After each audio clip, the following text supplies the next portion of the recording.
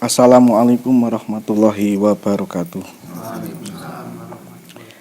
Bismillahirrahmanirrahim. Qala mu'allifu rahimahumullahu ta'ala wa nafa'ana wa bi ulumihi fid dharaini amin amin ya rabbal alamin. Ai hadal faslu tegese utawi kilah fasal iku mubtilatul tayamumi utawi perkara kang batalaken tayamum. Utawi pira-pira perkara kang batalaken tayamum iku salah satun ana telu. Ma rupane suwiji perkara abtola kang batalaken apa ma al wudu'a ing wudu. Wariddatu lan murtad wa tawahumu lan aweh cipta al-ma'a ing banyu. At-tayamama ing yen to tayamum sapa man li fakdihi krana kasepen ma. Bismillahirrahmanirrahim. Bab niki nerangaken nek wingi sampun bahas tentang baik itu syarat ataupun rukun tayamum. Sekarang masuk pada apa saja penyebab sesuatu yang membatalkan tayamum. Di sini disebutkan sesuatu yang membatalkan tayamum yaitu ada 3. Salah satunya yaitu ma'ab tolal wudu, yaitu semua perkara atau semua sesuatu yang di situ membatalkan wudu itu juga membatalkan tayamum. Kata swing ini perkara yang membatalkan wudu tertera ada 5.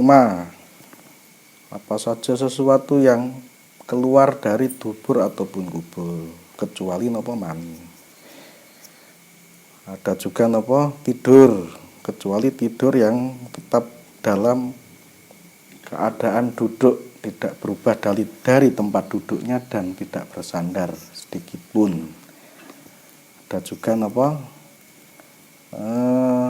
zawalul akli atau hilang akal disebabkan ada kalanya faktor gila, ayam, pingsan dan lain sebagainya. Ada juga napa nika bersentuhan kulit antara kulit perempuan dan laki-laki yang selain mahram atau ajnabi, berarti orang lain. Tapi meskipun kok di situ orang lain kok menyentuh anak kecil ini beda lagi tapi nggih. Tadi mriki menyentuh niku bersentuhan kulit laki-laki perempuan selain mahram itu tidak mutlak. Ketika di situ kok kiambak sebagai orang laki-laki mriki nyentuh anak yang masih kecil, balita misalkan atau bayi bahkan itu enggak masalah. Karena yang dihukumi membatalkan yang bersentuhan kulit ini ketika anak tersebut sudah mustaha. Mustaha itu berarti awak dewe ketika kita menyentuh mereka atau perempuan itu sudah ada rasa sentuhan sensasi sentuhannya ada. Artinya berarti sudah ada daya tarik. Cara kasaranipun ada syahwat. Nah, ini yang membatalkan. Berarti mriku ketentuannya itu ketika kok 7 tahun sudah ada kita menyentuh itu kok syahwat, nah ini sudah bisa dikategorikan membatalkan. Tapi kalau belum ya belum. Yang pasti tapi yang memiliki usia balik nggih. Tapi ketika belum balik, nah ini ada unsur napa sensasi syahwat dan lain sebagainya niki sing menjadikan itu batal. Yang terakhir nggih menika menyentuh kelamin ya, baik itu dubur atau kubul menggunakan telapak tangan. Itu napa nika sing membatalkan wudu. Nah, berarti kesimpulannya apa saja yang membatalkan wudu itu juga membatalkan tayamum.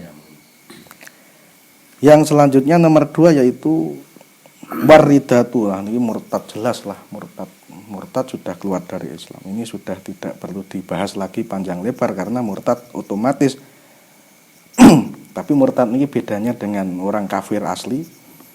Kalau murtad itu selama dia murtad masih punya kewajiban sholat sebetulnya, masih punya kewajiban dituntut ketaklif berarti masih dituntut untuk mengerjakan sholat.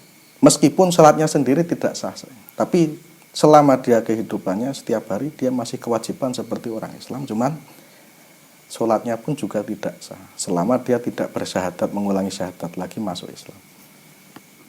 Berarti antaranya murtad dan kafir itu hukuman secara syariat atau apalagi di hadapan Allah itu lebih parah yang murtad. Kalau kafir asli dari semenjak lahir dia, selama dia kafir terus oleh hidayah masuk Islam, selama itu juga dia masih dalam keadaan sing suci murni. Artinya dia tidak harus membayar sholat-sholat yang berlalu, yang lalu-lalu, enggak. Tapi kalau murtad ketika masuk Islam, nah tuntutannya dia harus punya qadha sholat yang sudah selama dia murtad. Terusannya melih ataya apa watawahumu alma'a an intayamama atau antayamama alifaktihi, mempunyai prasangka adanya air. Kia mbak pas nalika tayamum tayamumnya itu menjadi batal ketika punya prasangka, ternyata saya lupa tadi ada air di gendong belakang rumah, menyisakan air yang sekiranya itu bisa buat tayamum wudu. Tapi dengan catatan ini kategori orang yang batal wudu ketika ada air, punya prasangka ada air ini ketika dalam keadaan tayamumnya orang yang lifakdihi, yang memang tidak ada udzur syarat udzur sakit. Nah, kalau sakit kan ada air saja tetap boleh tayamum kan. Tapi kalau yang membatalkan tayamum kok adanya air, punya prasangka adanya air, ini yang ketika dia dalam keadaan memang lifakdi, karena dirasa tadinya awalnya karena tidak ada air terus dia tayamum. Berarti secara fisik dia sehat. Karena tayamumnya karena prasangkanya tidak ada air. Tapi seketika dia habis tayamum, iya saya itu tadi punya air di belakang, ada di gendong yang sekiranya cukup untuk wudhu. Nah disitulah letak bebat. Bukan karena sakit. Nek sakit ada air melimpah saja tetap nggak masalah, tidak ada batal. Niku seputar tentang perkara yang nopo yang mereka membatalkan wudu. Niki masuk teng fasal berikutnya ya, menika faslun ay hadal faslu tegese utawi kilah fasal. Alladzi utai perkara yadhuru kang bisa suci apa alladzi minan najasati saking pira-pira najis iku salasun ana telu. Al khamru rupane suwijine arak. Arake mau idza takhallalat ing dalem ari kalane dadi cokak apa khamr binafsiha kelawan awak dhewe ne khamr. Wajildul mayitati lan kulite barang. Kulit barang itu jelas dia najis, tapi idza tubiha ing dalem ari kalane den sama apa jildun. Wa malan perkara sara kang dadi apa mah dadi iku hayawanan, dadi hayawan, kewan. Ada lagi. Sekarang masuk pembahasan fasal alladzi yadhuru. Sesuatu yang asal mula dia memang najis tapi dia bisa beralih menjadi suci. Sesuatu yang najis secara asalnya dia najis tapi bisa menjadi suci. Apa saja? Sesuatu yang asalnya najis tapi bisa suci. Di sini disebutkan ada 3 perkara yang awalnya najis tapi dia bisa suci. Tapi harus ada syarat, ini penyuciannya ini bagaimana, ada syarat. Tapi di sini disebutkan sesuatu yang tadinya itu asal mula najis kok bisa menjadi suci, ada 3. Yang pertama nggih menika al-khamru, arak atau minuman keras. Yang mana minuman keras tadi idza takhallalat, ketika dia sudah berubah menjadi cokak. Tapi perubahannya itu prosesnya binafsiyah dengan sendirinya. Tidak ada unsur terus dicampuri dengan sesuatu yang lain. Misalkan kados persan arak niku nek cara zaman riyen mungkin sampai sekarang masih sama ya. Dibuat dari bahan-bahan kados dene persan anggur ya. Arak anggur. Nah, persan anggur. Anggur itu tadi ketika dia sudah menjadi arak, pastinya ada proses fermentasi atau bagaimana. Lah, berarti arak yang tadinya anggur itu menjadi arak, berarti arak sudah menjadi najis. Arak itu najis. Hukum asal arak itu najis. Tapi dia bisa menjadi suci, pastinya ada proses lagi. Ketika mungkin didiamkan lebih dari arak, mungkin prosesnya dari anggur menjadi arak mungkin 3 hari atau berapa hari ini saya ngertos mungkin pakare produk niku wau nggih. Tapi yang jelas ketika sudah 3 hari misalkan, proses awalnya anggur diperas terus difermentasi 3 hari, dia sudah menjadi arak. Arak berarti dia sudah memabukkan. Setelah menjadi arak dan sudah memabukkan, terus bisa jadi suci bagaimana? Pastinya ada proses lagi. Entah itu fermentasi napa jenenge. Nah, itu ada proses lagi, mungkin didiamkan sampai berbulan-bulan, entah berminggu-minggu. Ketika sudah 1 minggu lebih mungkin sudah berubah menjadi cokak. Cokak ini berarti ini sudah bisa dimakan dan halal kalau dimakan. Tapi harus dengan syarat proses dari arak kok menjadi cokak ini harus binafsiyah dengan sendirinya. Tidak boleh lantas kita memasukkan mungkin ditambahi mentega cemplungke terus nengkono mentega bisa dadi nglebur menjadi cokak. Enggak boleh ketika ada campuran yang lain. Memang murni dengan sendirinya berubahnya itu. Ihalah. Proses ihalah itu proses perubahannya dengan sendirinya. Tanpa ada unsur campuran barang atau sesuatu yang lain. Terusane malih wajil tul mayitati. Lah niki arak niki misalkan arak itu ya napa jenenge, setiap sesuatu yang memabukkan itu di situ dihukumi najis. Setiap sesuatu sing memabukkan disebut napa khamr atau arak atau disebut najis. Kulu khamrin najisun. Kulu muskirin khamrun wa kulu khamrun najisun. Setiap sesuatu sing memabukkan di situ disebut khamr. Khamr itu hukumnya najis. Tapi wonten nika nek jenengan ada minyak wangi sing ana campuran alkohol. Alkohol itu memang ada ikhtilaf atau perbedaan pendapat antara ulama si A dan B. Ada yang menyebutkan alkohol yang ada di minyak wangi atau di sanitizer nih Kang ya. Itu menyebutkan ada itu kalau alkohol yang ada di campuran minyak wangi itu bukan alkohol yang memabukkan meskipun sama-sama haram. Tapi dia sesuatu yang malah meracuni yang ada di sanitizer atau yang ada di minyak wangi. Kalau meracuni berarti tidak bisa dikonsumsi. Haramnya karena meracuni, bukan haramnya karena apa? Karena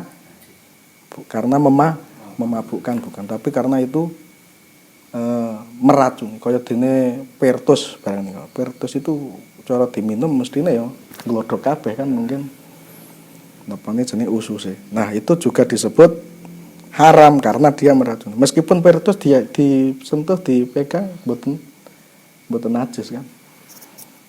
Nah, ada yang menyebutkan demikian. Ana sing arak niku sing jenis alkohol yang seperti itu. Tapi kalau alkohol yang diminum memabukkan, nah inilah yang disebut najis. Ini ada pendapat ulama yang demikian. Tapi ini ada perbedaan. Yang jelas tapi teng mriki kalau yang di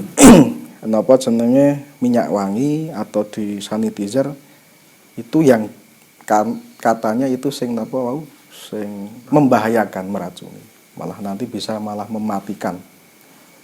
Berarti ini yang tidak alkohol sing memabukkan.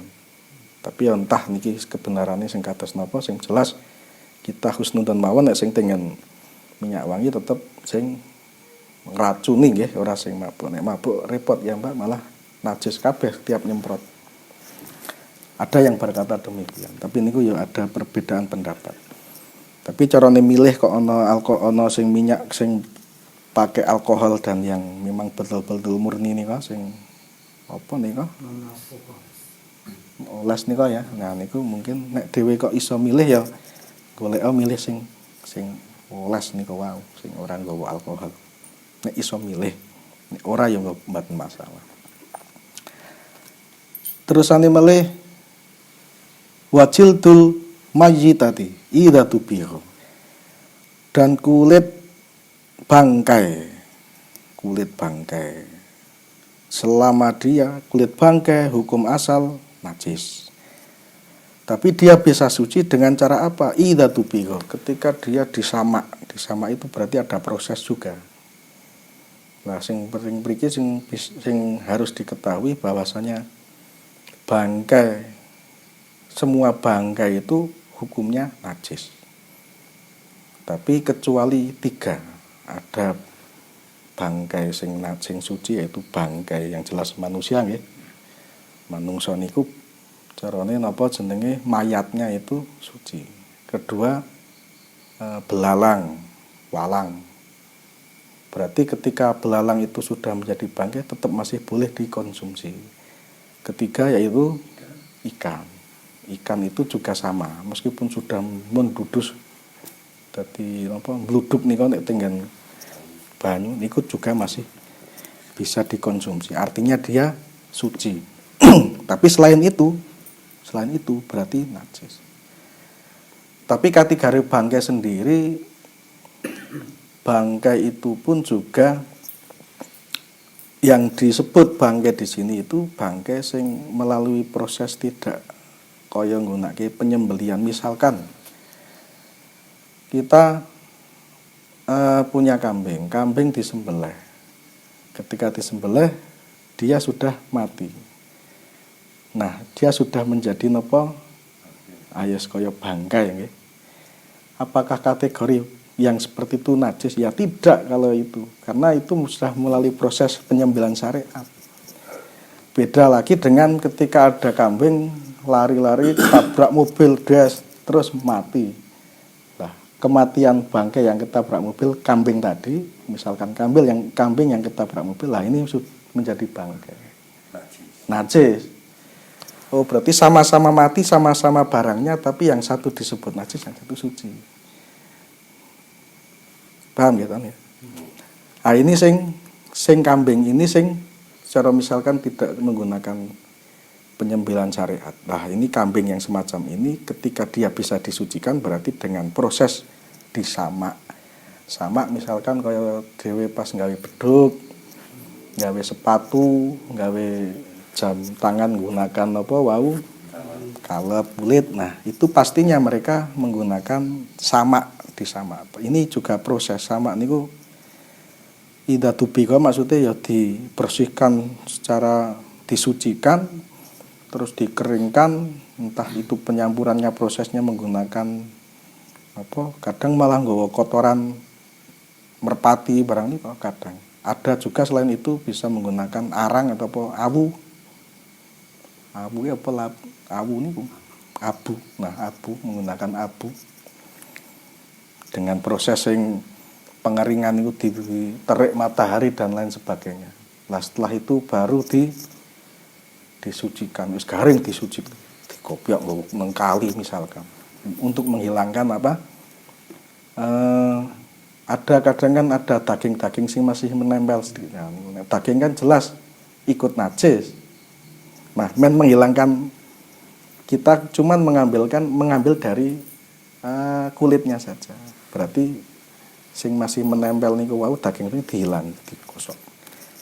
Karena itu hukum dari kulit yang tadinya najis menjadi suci, itu ketika sudah disucikan ada tempelan daging sedikit-sedikit itu disebut berarti kulitnya disebut mutanajis, sesuatu yang terkena najis, berarti bisa disucikan. Mutanajis berarti hakikat atau zat atau barangnya itu tidak najis, hanya terkena najis, berarti najisnya yang dibuang. Kalau tadi praktek sing kulit yang tadinya najis menjadi suci, ketika diproses sama ijeh ono nempel sidik-sidik daging-daging. Daging itu yang najis. Berarti kulitnya mutan najis. Iso disucikan selama daging sing cilik-cilik niku diilangi sik. Mutan najis niku berarti sesuatunya aslinya suci tapi karena terkena najis. Kaya dene awak kiambak niku maem kelolot dan setin atau klereng lebare metune ijeh bentuk setin itu mau ya mutan najis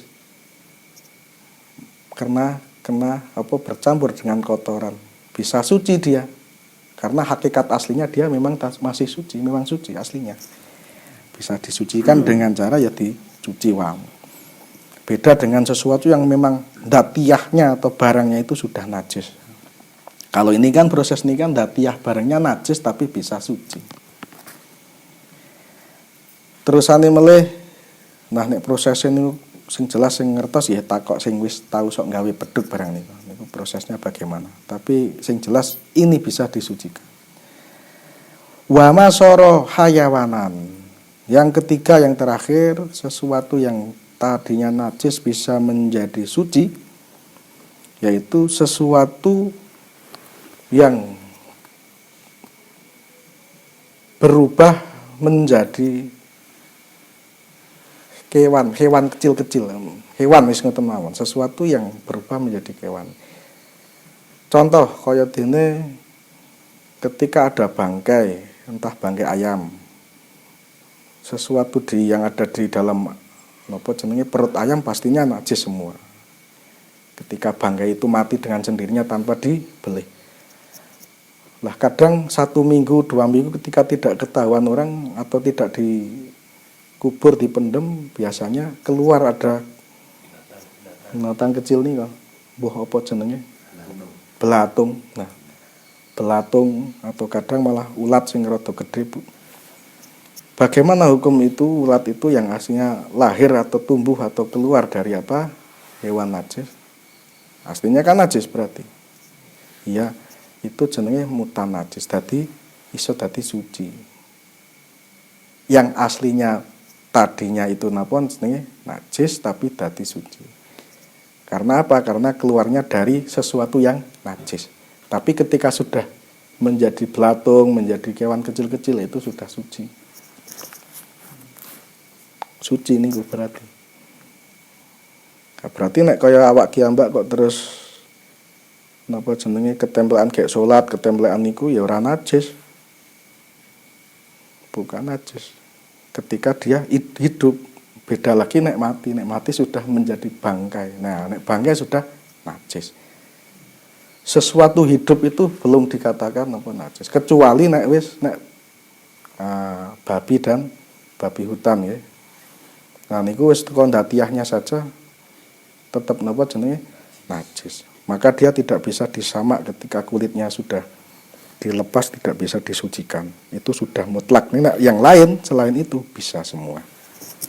Asal niku dengan napa jenenge wau lah berarti kan kaya dhewe maem napa kae, maem sing kulit kae apa jenenge cecek ya. Cecek napa-napa ki kan darine saking kulit nggih. Niku sing kulit. Nah, niku kan sudah kewan yang matinya itu kan mati disembelih kan. Matinya disembelih. Beda lagi kalau itu matinya mati tidak disembelih ya enggak boleh. Itu kan matinya mati disembelih. Bangkai najis dan bangkai tidak najis beda ketika disembelih dan mati dengan sendirinya atau mati kecelakaan. Oh, ini najis iki ora, tergantung bagaimana dia proses awal kematian. Terusane mulai. Faslun an-najasatu thalathun. niki riyen nggih sumaqala wallahu alam bisawab. Gampil dituwun terusaken nginjing melih. Mugi-mugi napa ingkang dados napa jenenge ngaos dalu menika dadosaken manfaat dumateng kita sedaya. Kula akhiri wabillahi taufik wal hidayah. Wassalamualaikum warahmatullahi wabarakatuh.